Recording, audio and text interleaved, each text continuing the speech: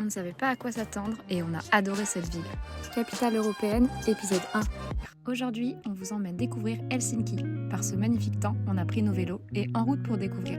On est passé voir la chapelle de Campi, surnommée la chapelle du silence. Et en traversant le centre-ville, on a découvert le magnifique parc Esplanadi, un parc en plein cœur du centre-ville. D'ailleurs, c'est une capitale qui est très verte, un peu comme le reste de la Finlande finalement. Ensuite, on est allé voir le musée Merki, un musée des médias dont l'entrée est gratuite.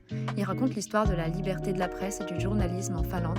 Il possède aussi une belle collection de vieilles presses et imprimantes, impressionnant.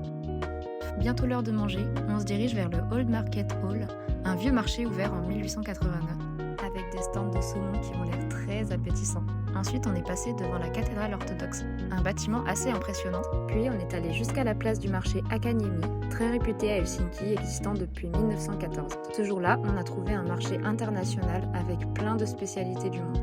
À la recherche de notre repas du midi, mon choix a été sans hésiter un wrap de saumon au feu de bois. Regardez comme ça a l'air délicieux. Et pour Thibaut, fidèle à lui-même, de la cuisine grecque.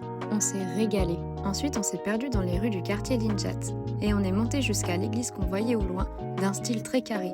Il s'agissait en fait de l'église de Kallio. De là-haut, on avait une jolie vue sur ces bâtiments à l'architecture assez typique d'Helsinki. Après ça, on a pris un bateau et après 15 minutes, nous voilà sur l'île qui abrite la forteresse de Suomelina, classée au patrimoine mondial de l'UNESCO.